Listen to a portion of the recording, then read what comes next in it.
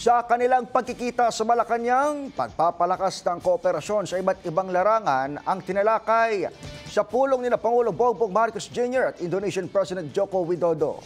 Ang detalye sa state visit ng Indonesian leader. Tutukan sa live report ni Leth Narciso. Ms. Leth. Admiel, ilang kasunduan ang nilagdaan sa bilateral meeting ni Pangulong Ferdinand Marcos Jr. at Indonesian President Joko Widodo dito sa Malacanang ngayong araw. Kabilang dito ang Memorandum of Understanding sa Energy Cooperation. Ayon sa Pangulo, kabilang din sa napag-usapan ang pagpapalakas ng pagtutulungan sa larangan ng infrastructure development, defense and security at people-to-people exchange. Sabi ni PBBM, isang Indonesia sa pinakamalapit na kaibigan ng Pilipinas na kapwa naghahangad ng kapayapaan sa ASEAN region.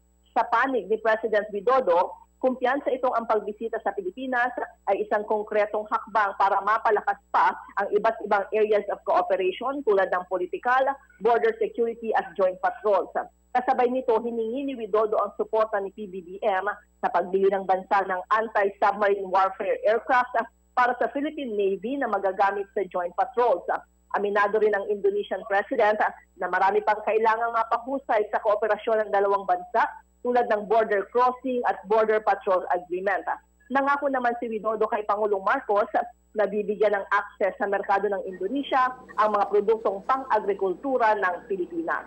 Para sa MBC Network News, ito si Leth Narciso, tuloy-tuloy sa pagbabalita, tuloy-tuloy sa serbisyo, sama-sama tayo, Pilipino. Ms. Leth. Ms. Leth. Yes, Adel. Natalakay ba sa kanilang pulong, ano bang pulong ngayong araw o sa mga nagdaan, yung kaso ni Mary Jane Veloso? Anong update dito?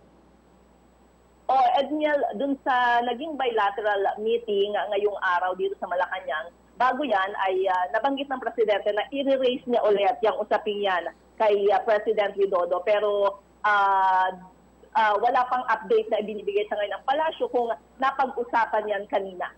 Alright. Maraming salamat. Nagbabalita ng live mula sa Malacanang, si Leth Narciso.